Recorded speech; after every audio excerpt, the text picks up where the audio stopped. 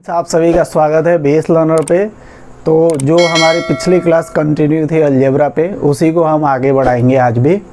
तो पिछली क्लास में हमने अलजेब्रा में जो टर्म्स थे उनके बारे में पढ़ा, लाइक टर्म्स, अनलाइक टर्म्स, और उनके जो हमारे अलजेब्रिक एक्सप्रेशन क्या होता है उसके बारे में पढ़ा, और उसको हम टर्म्स के हिसाब से क्लासीफाई भी कैसे करेंगे वो भी पढ़ा। तो उसके लिए आप पिछला वीडियो जाके देख सकते हैं। तो अभी हम जो भी हमने कल पढ़ा अलजेब्रिक एक्सप्रेशन, उस एक्सप्रेशन में जो टर्म्स थे, पद थे, उनके फैक्टर्स को देखते हैं। तो जैसे मान लो हमारे पास एक अलजेब्रिक एक्सप्रेशन लिख लेते हैं, हम कोई भी पॉलिनोमियल लिख लेते हैं, जैसे 2x² m, ठीक है, ये हो गया 5। अब मैं इसमें देखूँगा तो ये मेरा एक टर्म है और ये मेरा एक टर्म है। तो इसमें हम इस टर्म का अगर मैं फैक्टर करूं, क्या करूं, मुझे इस टर्म को क्या करना है, फैक्टर करना है, इस टर्म का फैक्टर करना है। तो सबसे पहले बेसिक अगर फैक्टर का देखें, फैक्टर मीन्स क्या होता है, हिंदी में बोलते हैं गुणनखंड। मतलब इसको ऐसे लिखना है मल्टीपल के फैक्टर, मतलब मल्टीपल के टर्म में, सिंपल। तो इसका जो फैक्टर होगा, इसका अगर मैं फैक्टर करने जाऊं 2x² m का, तो simple 2 multiply by x into m। मतलब किसी भी टर्म को मल्टीप्लाई के वे में, मल्टीपल के वे में लिखने को ही फैक्टर कहते हैं, सिंपल। तो ये तो एक टर्म का फैक्टर हो गया। उसी तरीके से मान लो आपके पास एक अलजेब्रिक एक्सप्रेशन है 2x प्लस 6x²। इसको अगर मैं इसका फैक्टर करूं तो मैं करके दिखा देता हूं, लेकिन आगे हम पढ़ेंगे जब अलजेब्रिक एक्सप्रेशन के या पॉलिनोमियल, मोनोमियल, इन सब के मल्टीप्लिकेशन पढ़ेंगे तब ये सब देखेंगे। तो इसमें इस पूरे एक्सप्रेशन या पॉलिनोमियल का फैक्टर करना है तो हम ऐसे कर सकते हैं, जैसे 2 इंटू एक्स प्लस 6 को लिख सकते हैं 2 into 3 into x into x. ये हो गया इस टर्म के लिए फैक्टर और ये हो गया इस टर्म के लिए फैक्टर, ठीक है। लेकिन इस पूरे को अगर मैं लिखूं तो इसमें से 2 और एक x और एक x कॉमन आ जाएगा। तो ये 2x कॉमन आ गया, यहाँ बच गया 1 और यहाँ बच गया 3x। तो देखें तो ये पूरा जो पॉलिनोमियल था इसको मैंने 2 टुकड़े में बांट दिया, और ये एक टर्म मल्टीप्लाई हो रहा है दूसरे एक पॉलिनोमियल से, एक मतलब फैक्टर में लिख दिया। तो किसी भी पॉलिनोमियल या उस पॉलिनोमियल को, टर्म को अगर हम ऐसे रिजॉल्व करें कि लास्ट में वो एक मल्टीप्लाइंग या मल्टीप्लायर दे, उसी को हम उस टर्म या उस पॉलिनोमियल का फैक्टर कहेंगे। एकदम सिंपल वे में याद रखने वाली बात है। नेक्स्ट देखते हैं, एक चीज़ और होता है कोएफिशिएंट। कोएफिशिएंट ये क्या होता है? कोएफिशिएंट किसी भी पॉलिनोमियल का एक टर्म लो और उसका फैक्टर करते हो, और फैक्टर करने पे हमें जो उसका कांस्टेंट मल्टीप्लायर मिलता है किसी भी वेरिएबल का, उसी को उस वेरिएबल का कोएफिशिएंट बोलते हैं। जैसे देखते हैं एग्जांपल के लिए, जैसे मान लो 2y² है, एक टर्म है, किसी भी पॉलिनोमियल का एक सिंगल टर्म लिया, या फिर सिंपल मोनोमियल बोल सकते हो, मतलब एक पद बोल सकते हो। इसको हम फैक्टर करेंगे तो 2 इंटू y² मैं लिख देता हूँ। y² वेरिएबल है, मेरा यहाँ पे चर ये है, अचर ये है, तो ये मेरा कांस्टेंट है यहाँ, और ये मेरा वेरिएबल है। सिंपल। तो मैंने अभी क्या बोला कि कोएफिशिएंट वो किसी भी टर्म में जो कांस्टेंट वैल्यू होगा, उस वेरिएबल का जो मल्टीप्लाइंग फैक्टर होगा कांस्टेंट, वही उस टर्म में उस वेरिएबल का कोएफिशिएंट होगा। तो यहाँ पे इस टर्म में इस वेरिएबल का कोएफिशिएंट क्या है? 2 है। सिंपल। उसी तरह और अगर एग्जांपल देखें, जैसे मान लेते हैं मेरे पास 10 mn है, ठीक है, तो यहाँ पे इसका फैक्टर करेंगे तो 10 इंटू m और n, वेरिएबल को मैं एक साथ लिख लेता हूँ। ये दोनों वेरिएबल है, 2 वेरिएबल है मेरे पास, m और n।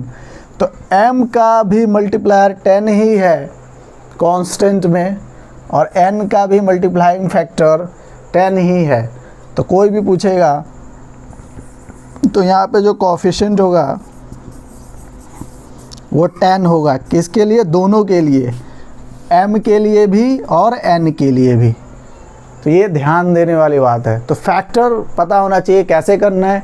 किसी भी टर्म को हम मल्टीप्लाइंग या मल्टीप्लायर में लिखें तोड़ के, उसको बोलते हैं फैक्टर ऑफ टर्म, गुणनखंड हिंदी में।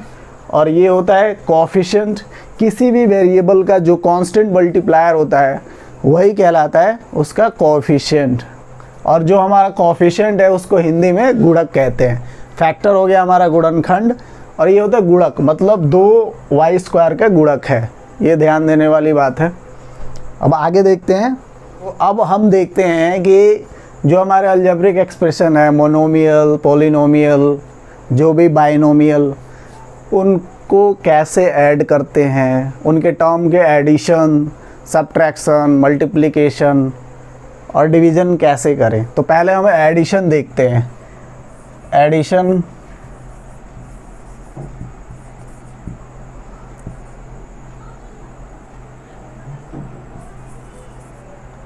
और साथ में सब्ट्रैक्शन भी देख लेंगे, मतलब अलजेब्रिक एक्सप्रेशन के एडिशन और सब्ट्रैक्शन।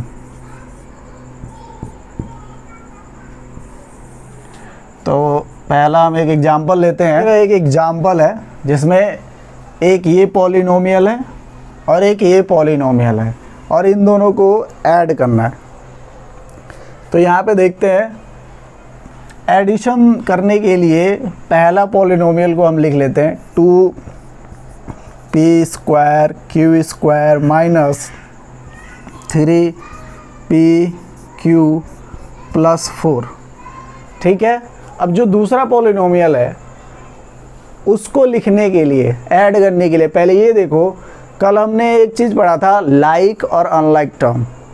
तो इसमें जो इस पॉलिनोमियल का पहला टर्म है उससे कौन सा टर्म मैच कर रहा है इस वाले पॉलिनोमियल, मतलब लाइक टर्म ढूंढो। तो यहाँ पे देखो, पहले देखना होता है p और q वेरिएबल, तो इसमें भी है p और q और इसमें भी है p और q। लेकिन अब इसकी डिग्री, ये बोला था मैंने उस दिन, तो p² q², यहाँ पे भी p² q² है। मतलब मुझे कांस्टेंट से मतलब नहीं है, मुझे वेरिएबल से मतलब है लाइक टर्म के लिए। तो मैं क्या लिखूँगा यहाँ, माइनस का 3p² q², मतलब जो टर्म दिया हुआ है उसी टर्म के नीचे लिख दो उसका लाइक टर्म, दूसरे वाले पॉलिनोमियल के। और भी पॉलिनोमियल होते हैं उसके टर्म इसके नीचे आ जाते हैं। मैंने 2 पॉलिनोमियल लेके एक एग्जांपल दिखाया। और नेक्स्ट जैसे PQ, ये रहा PQ, तो इसके नीचे प्लस का, और कोई भी टर्म हो उसके आगे वाला साइन ही उस पूरे टर्म का साइन होता है। तो 7pq हो जाएगा। और ये कांस्टेंट टर्म है, ये भी कांस्टेंट टर्म है, प्लस का 5। तो सिंपल अब ऐड कर लो, 5 और 4 ये हो गया 9। अब यहाँ पे तो सेम साइन था तो डायरेक्ट कर दिया। यहाँ पे देखो प्लस और माइनस है, तो ये भी हम नंबर सिस्टम में पढ़ाया हुआ है, जो वहाँ पे उस वीडियो को देख लो जाके। प्लस और माइनस, माइनस होता है, और जो बड़ा डिजिट होगा सेम नंबर सिस्टम को जैसे न्यूमेरिकल वैल्यू एडिशन सब्ट्रैक्शन करते थे, सेम इसमें भी वैसे ही होता है। तो प्लस और माइनस माइनस ही होंगे और 7 में से 3 घटेगा, क्योंकि 7 बड़ा वैल्यू है, उसमें से 3 सब्ट्रैक्ट होगा यहाँ पे, और जो बड़ा वैल्यू होता है उसी का साइन आता है। मतलब 7 में से 3 चला जाएगा, प्लस का आएगा 4PQ। यहाँ क्यों प्लस आया? क्योंकि बड़ा वैल्यू ये रखता है, ठीक है। फिर नेक्स्ट भी ये प्लस का साइन है इसके पास, जिसके आगे कुछ नहीं है वो प्लस है। तो प्लस माइनस माइनस, तो 3 में से 2 घटाएंगे, यहाँ आ जाएगा 3 में से 2 घटेगा तो 1PQ स्क्वायर, और इन दोनों में बड़ा कौन है? तो 3, ठीक है। तो 3 का साइन यहाँ आ जाएगा। तो हमारा आंसर ये हो गया। तो हमें आंसर में ये वैल्यू मिला। इसमें सबसे बड़ा चीज़ है ये जो साइन है, इनको ध्यान से अगर थोड़ा भी उतरा ये सर कि कहाँ प्लस और कहाँ माइनस है, कहाँ पे हमें जोड़ना घटाना है, कौन सा डिजिट बड़ा है, तो हमारा आंसर गलत आ जाएगा। अब ये आंसर हमारा आ गया है। अब नेक्स्ट एग्जांपल देखते हैं एक और। तो हमने एक दूसरा एग्जांपल और लिया है। इसमें हमने 3 पॉलिनोमियल लिए। पहले वाले एग्जांपल में 2 थे, अब 3 है।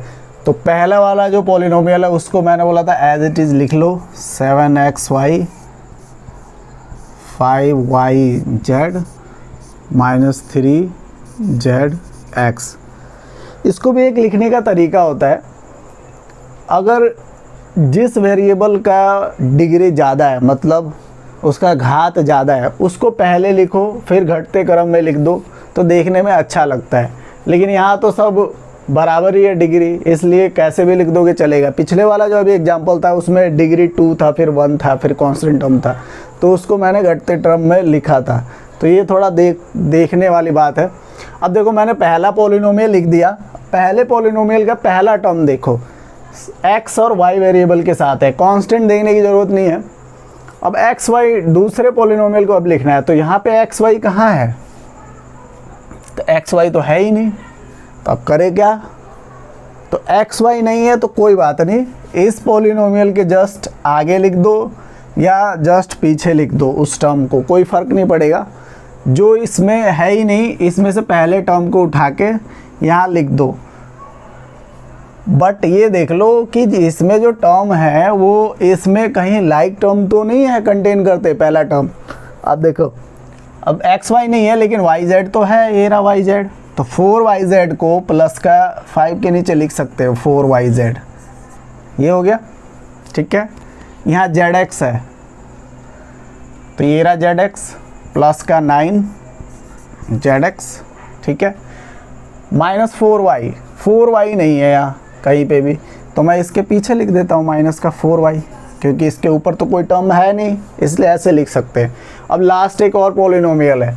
अब यहाँ 3xz है, याद रखना xz लिखो या zx लिखो, आंसर तो वही आएगा, xz या zx या zx या xz, तो ये दोनों बराबर है। तो ठीक है, यहाँ zx है पहले वाले पॉलिनोमियल में और ये xz है, मतलब ये दोनों लाइक टर्म है, ठीक है। तो माइनस का xz है, तो यहाँ पे मैं लिख देता हूँ माइनस का 3zx को मैं लिख देता हूँ, xz को zx ही लिख देता हूँ, ठीक है। ये वाले टर्म को मैंने लिख दिया ऐसे। और प्लस 5x है, तो कहीं पे भी 5x नहीं है, तो इसके नीचे नहीं लिख सकता, इधर नहीं लिख सकता, तो मैंने यहाँ पे लिख दिया प्लस का 5x, ठीक है। और सिंपल अब इसको मैं ऐड कर रहा हूँ, ठीक है। इतना समझ में आ गया। अब क्या इसके ऊपर नीचे कुछ नहीं है, तो ये प्लस का 5x हो जाएगा, क्योंकि 0 ऐड करने पे तो सेम ही मिलेगा, इसमें भी सेम ही मिलेगा, 0 ऐड करोगे तो कुछ है ही, ऐड ही नहीं करना। अब यहाँ पे ध्यान देने वाली बात है, यहाँ 3 डिजिट हो गए, ठीक है।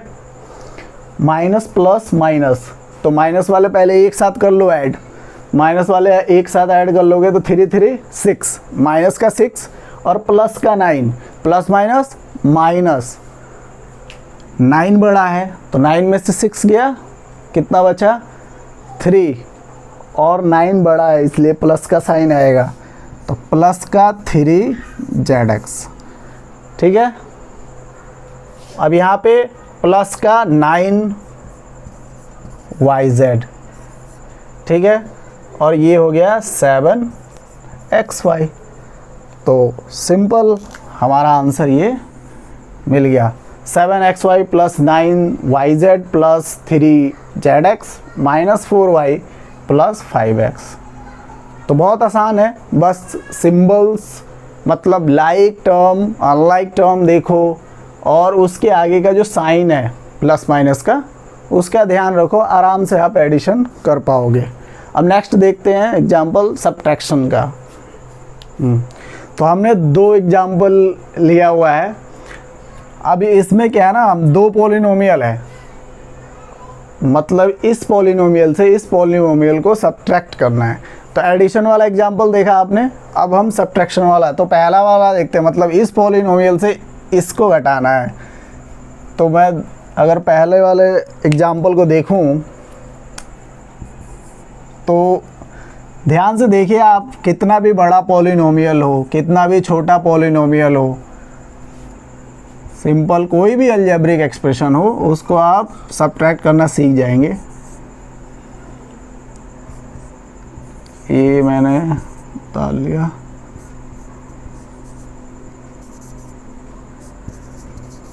ये मेरा पॉलिनोमियल दे रखा है जिसमें से इस पॉलिनोमियल को सब्ट्रैक्ट करना है। तो पहला टर्म है 7x²। ठीक है, तो 7x², इसमें ये वाला x² का टर्म ये वाला है, मतलब ये वाला टर्म इससे लाइक में है, तो मैं ये वाला टर्म जस्ट इसके नीचे लिख दूंगा। जैसे लिखना उसी की तरह है जैसे हमने एडिशन में किया, जैसे हम पॉलिनोमियल को जोड़ रहे थे टर्म तो वैसे ही लिखेंगे, बस एक अंतर है वो मैं बताता हूँ। -4y², तो ये रहा -4y²। फिर है 6y, तो 6y यहाँ ये रहा y वाला टर्म 6y। कांस्टेंट टर्म -3, इसमें कहीं पे भी कांस्टेंट टर्म नहीं है तो मैं साइड में लिख सकता हूँ, जैसे एडिशन में मैंने बताया था। x का टर्म है कहीं नहीं है, x का टर्म, तो इसको खाली छोड़ देंगे। xy का टर्म है कहीं नहीं है, xy का टर्म, तो सिंपल 4 टर्म थे, 4 टर्म हमने उतार दिए। अब हमें करना क्या है, माइनस करना है, मतलब मैं यहाँ पे माइनस का साइन लगाऊंगा। ठीक है, उसमें क्या होता था, ये जो माइनस का साइन लग रहा है ना यहाँ, ये पूरे पॉलिनोमियल पे साइन लग रहा है, ये ध्यान रहे। ठीक है, नीचे वाले पॉलिनोमियल पे। उसमें क्या होता था, एडिशन में प्लस का साइन होता था, प्लस को किसी दूसरे टर्म से हम मल्टीप्लाई करते हैं तो सिंपल ये ध्यान रहे कि प्लस को प्लस से मल्टीप्लाई करते हैं तो उस फ़र्क नहीं पड़ता है, लेकिन यहाँ पे माइनस लगते ही फ़र्क पड़ जाता है।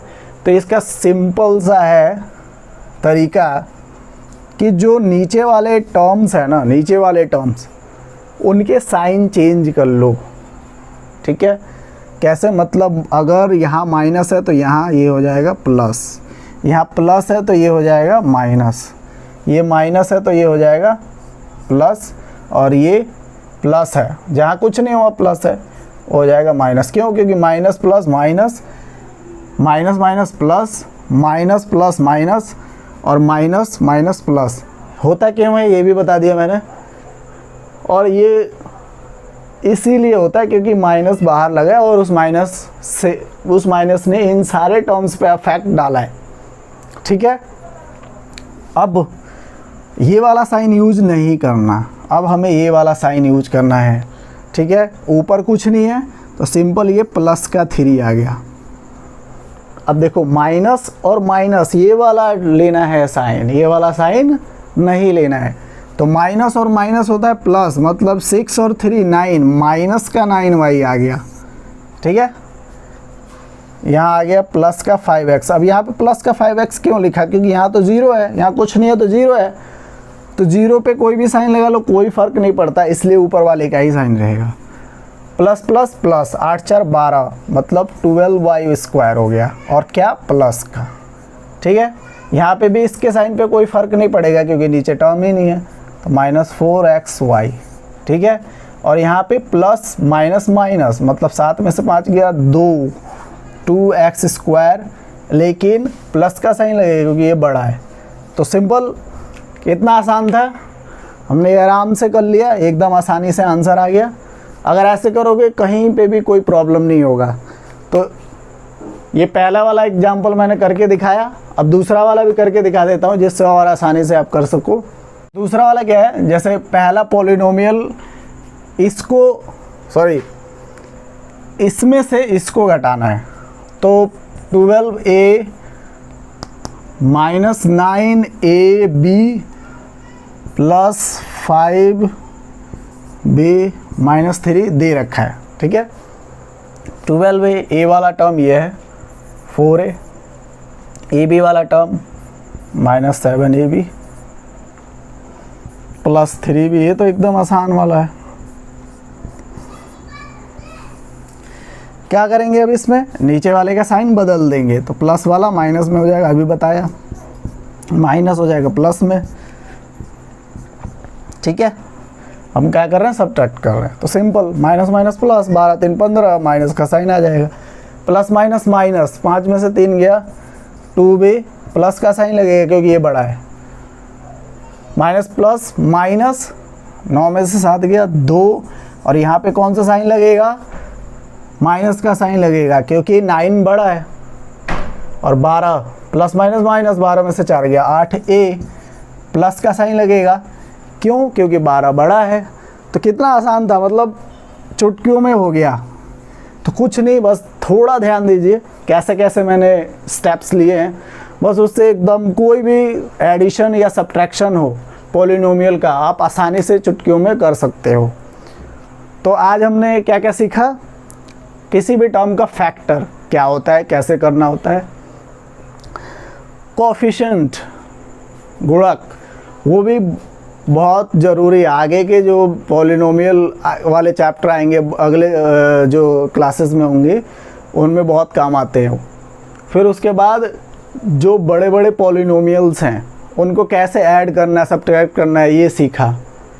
तो आज के लिए बस इतना ही रहने देते हैं। नेक्स्ट वीडियो में हम मल्टीप्लिकेशन देखेंगे और इन पॉलिनोमियल्स से आइडेंटिटीज़ कैसे बनती है, जो आगे बड़े बड़े क्वेश्चंस या फिर किसी क्वेश्चंस को शॉर्टकट तरीके से कैसे सॉल्व करना है, इनको देखेंगे, ठीक है। Thank you. अगर ये वीडियो थोड़ा भी हेल्पफुल लगा हो तो आप अपने फ्रेंड सर्कल में इसको शेयर कीजिए ताकि इस वीडियो के माध्यम से और भी लोगों को हेल्प मिल सके। Thank you.